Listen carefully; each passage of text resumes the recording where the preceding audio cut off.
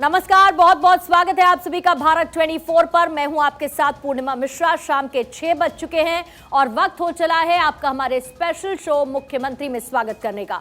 अब की बार फिर से गुजरात में बीजेपी सरकार। पार्टी को पूरा यकीन है कि गुजरात के गदर में इस बार कमल और अच्छी तरह से खिलेगा। सूबे में पार्टी को सिर्फ जीत नहीं बल्कि बम्पर जीत की दरकार है और यही वजह है कि गुजरात के सियासी दंगल को फतेह करने के लिए बीजेपी के तमाम दिग्गज नेता ताबड़तोड़ चुनावी दौरा कर रहे हैं। तो कांग्रेस भी कमबैक के लिए जोर लगा रही है। मैदान में इस बार कांग्रेस के साथ साथ आम आदमी पार्टी भी ताल ठोक रही है। सत्ता के लिए सभी सियासी दलों की अग्नि परीक्षा जारी है और इसीलिए सत्ता के संग्राम में इस बार सियासी मुकाबला बेहद दिलचस्प हो चला है।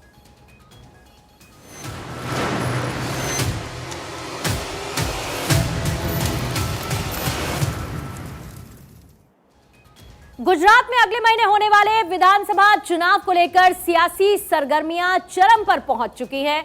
वोटर्स को अपने पक्ष में करने के लिए सभी पार्टी की तरफ से रोड शो, जनसभा, रैली सब कुछ किया जा रहा है। आज भी गुजरात में बीजेपी की ताबड़तोड़ रैलियां जारी हैं, जहां केंद्रीय गृह मंत्री अमित शाह एक बार फिर से गुजरात के चुनावी मैदान में दम भरते नजर आए। अमित शाह ने सबसे पहले दाहोद के झालोर में जनसभा की और इस मौके पर वो विपक्ष पर जमकर बरसे। गुजरात में फिर से सरकार बनाने की बात कही। इसके बाद खेड़ा के नाडियाड में रैली की और इन रैलियों में अमित शाह ने लोगों से बीजेपी के उम्मीदवारों को जिताने की अपील की है।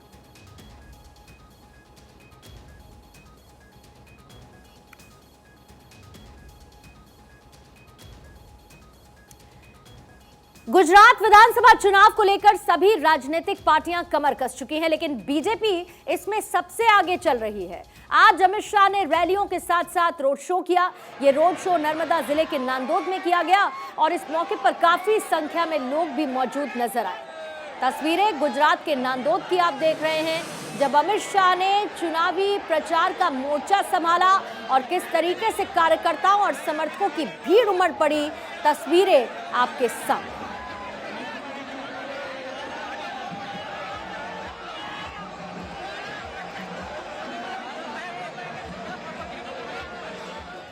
तो आपने देखी तस्वीरें कैसे गुजरात विधानसभा चुनाव के लिए प्रचार प्रसार का जोर लगा हुआ है और प्रधानमंत्री नरेंद्र मोदी भी गुजरात में ताबड़तोड़ रैलियां कर रहे हैं। पिछले 2 दिन में 8 जनसभाएं कर चुके हैं प्रधानमंत्री और इस दौरान प्रधानमंत्री मोदी ने विपक्ष पर जमकर हमला बोला और फ्री बिजली को लेकर कांग्रेस और उसके साथ साथ आम आदमी पार्टी को भी प्रधानमंत्री ने घेरा।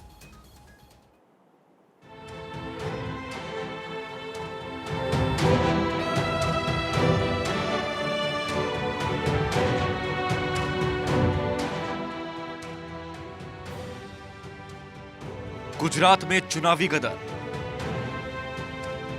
पीएम मोदी का धुआंधार प्रचार, कांग्रेस और आम आदमी पार्टी पर मोदी प्रहार, फ्री बिजली के वादे पर बरसे पीएम मोदी। गुजरात की गद्दी पर बीजेपी इस बार भी बरकरार रहे, इसलिए पीएम मोदी खुद भी धुआंधार प्रचार में लगे हुए हैं। चुनाव सभा से पब्लिक को सावधान कर रहे हैं। शहर दर शहर जनसभा के जरिए मुनादी कर रहे हैं, जाग जाओ, फ्री के दिखावे वादों में ना आओ, केवल और केवल कमल को मजबूत बनाओ। पिछले 6 दिनों में 16 रैलियां और एक रोड शो का दम दिखा चुके हैं। गुजरात में बीजेपी के आक्रामक चुनाव अभियान की गति को बरकरार रखते हुए पीएम नरेंद्र मोदी ने गुरुवार को पालनपुर, मोडासा, दहेगाम और बावला में 4 सार्वजनिक रैलियां की और जल्द ही और भी जनसभा करेंगे। चुनावी रैली में पीएम मोदी ने राजनीतिक दलों के फ्री चुनावी वादों पर निशाना साधा। गुजरात में फ्री बिजली देने के कांग्रेस और आम आदमी पार्टी को निशाने पर लिया गया और बिजली से कमाई का जरिया भी बता दिया। એ દિશામાં કામ કરવાનું ચાલી રહ્યું છે। હવે વીજળી સસ્તીકરણનો જમાનો ગયો, હવે અમારી વીજળી તમે ખરીદો ક્યારે એની વાત કરો, એ કામ અમે કરી રહ્યા છે ભાઈઓ। गुजरात चुनाव में पूरी तरह से मोर्चा खोले हुए पीएम मोदी ने एक एक कर कांग्रेस पर जमकर वॉर किया।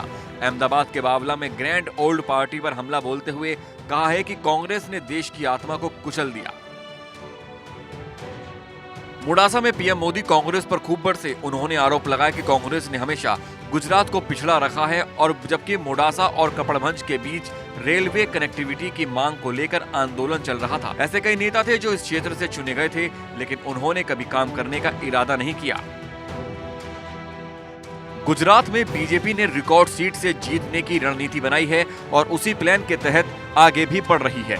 गुजरात में कारपेट बॉम्बिंग के जरिए बीजेपी गांव-गांव और कस्बा-कस्बा पहुंच रही है, क्योंकि दुनिया की सबसे बड़ी पार्टी को मालूम है कि जनता जनार्दन के आशीर्वाद से ही पार्टी रिकॉर्ड बनाने में कामयाब होगी।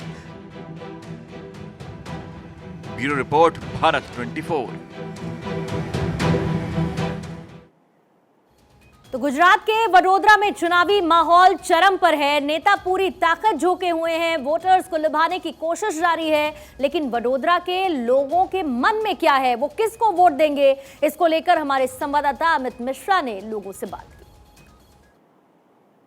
हमारे साथ भारतीय जनता पार्टी के कुछ कार्यकर्ता, कुछ नेता, कुछ प्रवक्ता हैं, जिनसे जानने की कोशिश करेंगे कि अड़चन है या बहुत रास्ता सुगम है। गुजरात में पिछले 27 साल से सारे ही रास्ते सुगम हैं। गुजरात पिछले 27 साल से विकास की ओर बढ़ रहा है और आगे भी बढ़ता रहेगा। गुजरात की जनता ने हमेशा भाजपा का साथ इसलिए दिया है क्योंकि भाजपा सरकार ने न केवल विकास पर ध्यान दिया है, बल्कि हर गुजराती समृद्ध रहे, खुश रहे, उनके घर में खाना पहुंचे, उनके घर में पानी पहुंचे, उनके घर में बिजली पहुंचे, इन सब का ध्यान रखा है। इसके लिए भारतीय जनता पार्टी के लिए सारे ही रास्ते सुगम हैं। ये जो मॉडल मोदी जी दे रहे हैं लगातार, उसमें भूपेंद्र भाई और गुजरात की सरकार का कितना योगदान है? क्या सिर्फ नरेंद्र भाई के चेहरे पर वोट पड़ेगा या नरेंद्र भाई और अमित शाह की जो डबल इंजन की सरकार है उनके चेहरे पर वोट पड़ेगा? देखो, भारतीय जनता पार्टी हमेशा एक उनकी नेम रहेगी विकास की राजनीति, जन जन तक सुविधा पहुंचाने की राजनीति। यहाँ 2014 यही सीट जो बड़ौदा है यहीं से जीते मोदी जी और बड़ा प्रधान में, और जब बड़ा प्रधान पद पे वो आरोहण हुए, वो उन्होंने ये पद ग्रहण किया, तो उनका एक विजन था, मोदी जी का एक विजन हुआ, और वही विजन जो डेवलपमेंट का है, जो औद्योगिक हो या इकोनॉमी, वो उन्होंने एक विजन क्लियर रखा कि मुझे डेवलपमेंट करा है, देश की प्रगति करनी है, विकास करना, और उनका विजन भारतीय जनता पार्टी की गुजरात सरकार ने उसको मिशन बना लिया। तो गुजरात चुनाव में कांग्रेस और आम आदमी पार्टी के एक से बढ़कर एक कारनामे सामने आ रहे हैं। सूरत में एक गाड़ी से 75 लाख जब्त किए जाने के मामले में एक कांग्रेसी नेता का नाम सामने आ रहा है। एक सीसीटीवी फुटेज सामने आया जिसमें कांग्रेस के नेता बीएन संदीप भागते नजर आ रहे हैं। ऐसा नहीं है कि केवल कांग्रेस बल्कि आम आदमी पार्टी के भी ऐसे कई वीडियो सामने आए जिसमें बीजेपी नेता ने आरोप लगाया कि भीड़ इकट्ठा करने के लिए ये पैसे बांटे जा रहे हैं। कैश छोड़ भागा कांग्रेसी, वोट के लिए नोट कांड, आपका अर्थशास्त्र। ये 3 तस्वीरें बता रही हैं कि गुजरात चुनाव के लिए विरोधी पार्टियां क्या क्या कारनामा कर रही हैं, चुनाव जीतने के लिए कौन कौन सा हथकंडा अपना रही हैं, चुनाव के लिए साम दाम दंड भेद अपना रही हैं, लेकिन पूरी तरह से सफल होती नहीं दिख रही।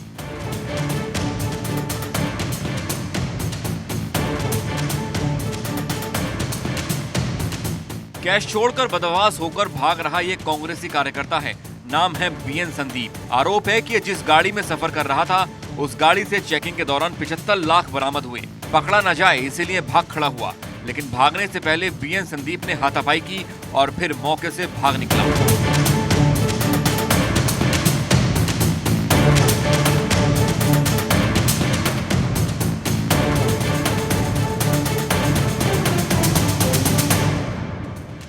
अब सीसीटीवी के इस खुलासे के बाद गुजरात में सियासत गर्मा गई है। कांग्रेस बचाव के लिए बैकफुट पर है तो बीजेपी एग्रेसिव होकर फ्रंट फुट पर खेल रही है। कांग्रेस के चाल चरित्र पर सवाल खड़ा कर रही है। देखिए, ऐसा लगता है कि अब यहाँ पर भारतीय जनता पार्टी के हाथ से सत्ता निकलते जा रही है। ऐसा जो एक वातावरण गुजरात में बना है, तब से लेकर लगातार किसी न किसी तरह से बेबुनियाद चीज़ों को लेकर कांग्रेस के ऊपर आरोप लगाने की कोशिश चली है। और ये जो बात आपने यहाँ पर कही है, ये भी पूरी तरह से बेबुनियाद है और इसका कोई भी आधार नहीं। चुनाव में काले धन का दुरुपयोग न हो, इसके लिए भारतीय जनता पार्टी प्रतिबद्ध थी। आप याद करिए कि हम लोग इसीलिए इलेक्टोरल बॉन्ड्स भी लेके आए थे, ताकि चुनाव में किसी भी प्रकार का कंट्रीब्यूशन पूरी पारदर्शिता के साथ हो। परंतु जो घटना हुई है, अब जिस प्रकार के मीडिया में खबरें हैं, वीडियो है, फुटेज दिख रहा है कि कांग्रेस के एक नेता उस कार में से, मीडिया में इस प्रकार की खबरें दिख रही हैं वीडियो की, वो निकल के भाग रहे हैं, तो मुझे लगता है कि अब जो कुछ दिखा है उसके बाद कांग्रेस के पास भाग के बचने का कोई रास्ता दिखाई नहीं पड़ा। सीसीटीवी फुटेज में दिख रहा है कि पीएन संदीप पहले पुलिस से हाथापाई करता है और फिर अपने आप को छुड़ाकर भागता है। सूरत के मेहदरापुर इलाके में 22 नवंबर की रात को चुनाव आयोग की फ्लाइट स्क्वाड टीम ने इनोवा कार को रोका था और जब तलाशी ली तो इनोवा कार से 75 लाख रुपए बरामद हुए। बताया जा रहा है कि कार से बीएन संदीप का आधार कार्ड मिला है और बीएन संदीप के नाम का वीआईपी पार्किंग पास भी बरामद हुआ है। बीएन संदीप भले ही भाग गया हो, मगर कार से 2 लोग उदय गुजर और फैज मोहम्मद को हिरासत में लेकर पूछताछ की गई।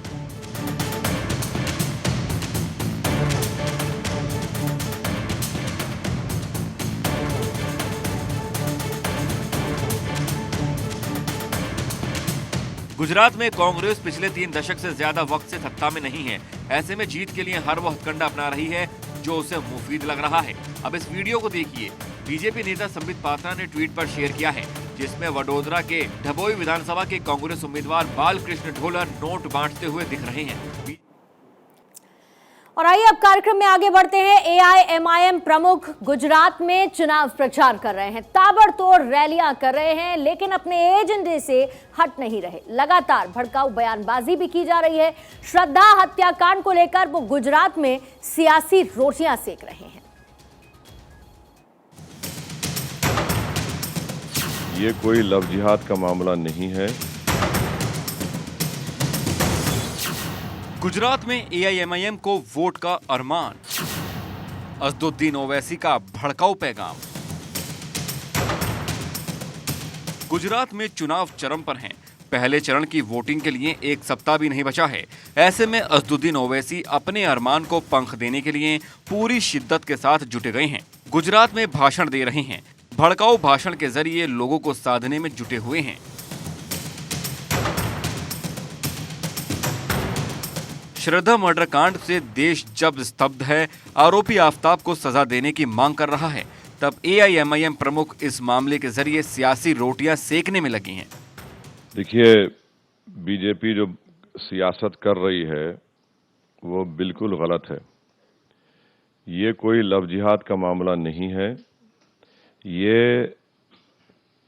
एक महिला पर की हत्या, उस पर जुल्म, उसका एक्सप्लॉयटेशन का एक वाकया है और हम तमाम को उसको उसी नज़रिए से देखकर इसका कंडेम करना है। सबने कंडेम किया। अगर आप इसको मज़हब का चश्मा लगाकर देखेंगे तो फिर ये उन महिलाओं को जो रोज़ कहीं ना कहीं हमारे मुल्क में, हमारे प्रदेश में, दुनिया में जुल्म होता है, वो उनसे नाइंसाफ़ी होगी। ओवैसी अपनी कमी को छिपाने के लिए श्रद्धा मर्डर मामले को अलग रूप देने में लगे हुए हैं। उन्होंने कहा है कि अगर ये लव जिहाद का मामला है तो फिर आजमगढ़ में प्रिंस यादव का मामला क्या था। दिल्ली में एक माता पिता ने अपनी बेटी को इंटरकास्ट मैरिज के मामले में हत्या करके लाश को फेंक दिया, इसे क्या कहेंगे। ओवैसी पर सियासी विरोध आरोप लगते रहते हैं। बिहार से लेकर गुजरात तक अपने बयानों से विवाद बढ़ाना, भावनाएं ओवैसी अक्सर भड़काते रहते हैं। Bureau report, Bharat 24।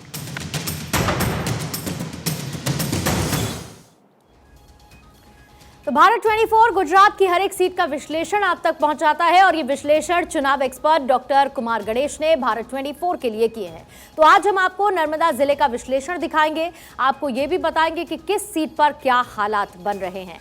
यानी नर्मदा जिले में जहां बीजेपी और कांग्रेस बराबर नजर आती है, एक सीट पर बीजेपी मजबूत तो कांग्रेस दूसरी पर। अन्य के खाते में यहाँ कुछ नहीं। आपको नर्मदा जिले की सीट के बारे में भी बता देते हैं और इसके साथ ये भी दिखाएंगे कि डॉक्टर कुमार गणेश ने किस सीट पर क्या विश्लेषण किया है। सबसे पहले नांदोद सीट की बात करेंगे, जहां पर बीजेपी का प्रदर्शन बेहतर रहने की उम्मीद है और डोडियापाड़ा में कांग्रेस बेहतरीन प्रदर्शन करेगी। आइए अब तफसील से नांदोद सीट के बारे में आपको बता देते हैं, क्योंकि नांदोद में आदिवासी समुदाय के लोगों की बड़ी संख्या है। यानी कि आदिवासी समुदाय इस सीट पर डिसाइडिंग फैक्टर है। दुनिया की सबसे ऊंची प्रतिमा स्टैचू ऑफ यूनिटी यहीं पर है। फिलहाल कांग्रेस का कब्जा है, लेकिन बीजेपी की स्थिति यहां पर मजबूत नजर आती है। बीजेपी ने डॉक्टर दर्शनबेन देशमुख को मैदान में उतारा है। अगली सीट है डोडियापाड़ा सीट। डोडियापाड़ा में भारतीय ट्राइबल पार्टी यानी कि बीटीपी का प्रभाव है। साल 2017 में बीटीपी ने यहां पर कब्जा किया था। साल 2012 में चुनाव में बीजेपी यहां पर जीती थी और पूरे दमखम के साथ कांग्रेस उम्मीदवार को भी मैदान में उतार दिया गया है। और अब आगे बढ़ते हुए आपको भरूच जिले का विश्लेषण हम दिखाएंगे। इसके साथ ही ये भी बता दें कि ये विश्लेषण चुनाव एक्सपर्ट डॉक्टर कुमार गणेश ने किया है। इसमें आपको बता रहे हैं कि सीट पर क्या हालात बनते हुए नजर आ रहे हैं। भरूच जिला जहां पर बीजेपी मजबूत नजर आती है 3 सीटों पर, कांग्रेस 1 पर तो अन्य 1 पर। भरूच जिले की सीट के बारे में भी आपको सिलसिलेवार तरीके से बता देते हैं, जिसमें सबसे पहली सीट है जंबूसर, जहां पर कांग्रेस, वागरा में बीजेपी, झगड़िया में अन्य, भरूच में बीजेपी, अंकलेश्वर में बीजेपी का प्रदर्शन अच्छा रहेगा। और आइए अब एक एक सीट पर नजर डालते हैं, जिसमें सबसे पहले बात जंबूसर सीट की करेंगे। जंबूसर सीट पर कांग्रेस का कब्जा है। 12 चुनावों में कांग्रेस 7 बार इस सीट पर जीती है। बीजेपी 5 बार कब्जा जमाने में यहां पर सफल रही है, यानी कि बीजेपी और कांग्रेस के बीच में कड़ी टक्कर इस सीट पर नजर आती है। अगली सीट है वागरा सीट। 2017 में बीजेपी की जीत इस सीट पर हुई थी। बीजेपी ने वर्तमान विधायक यानी कि अरुणा सिंह राणा को मैदान में उतार दिया है। अरुण सिंह राणा ये कैंडिडेट है।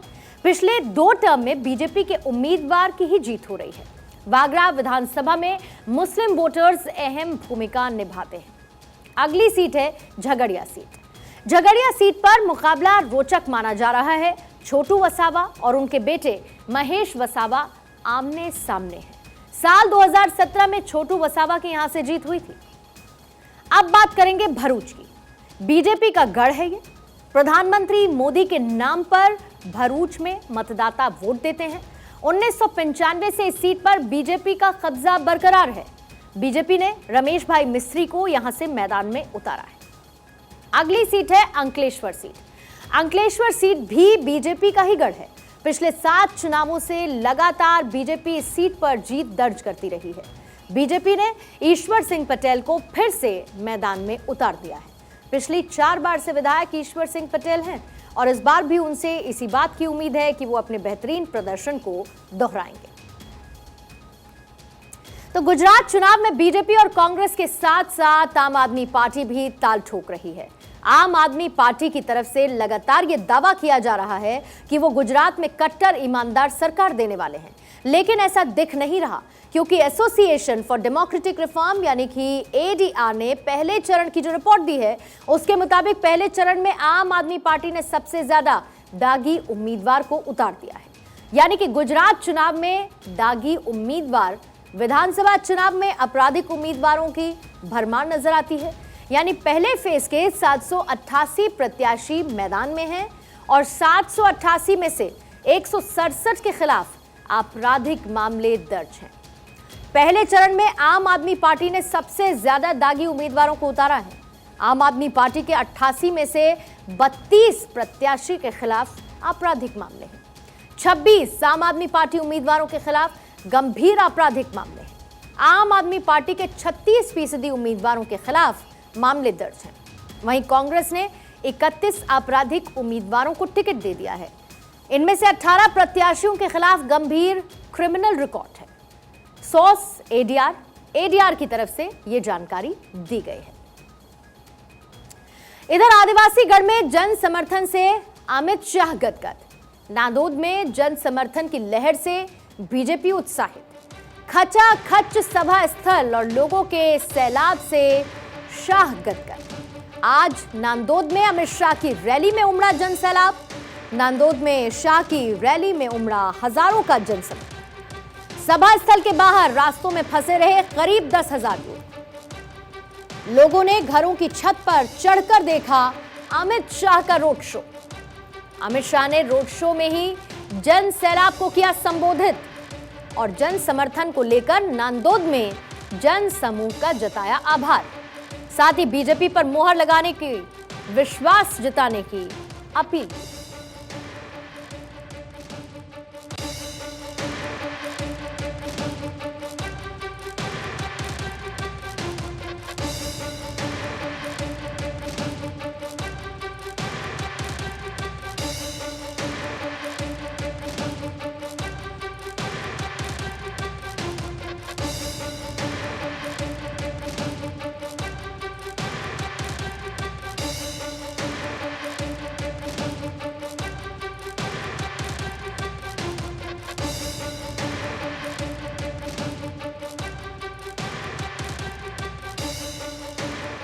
के साथ बुलेटिन में फिलहाल इतना ही।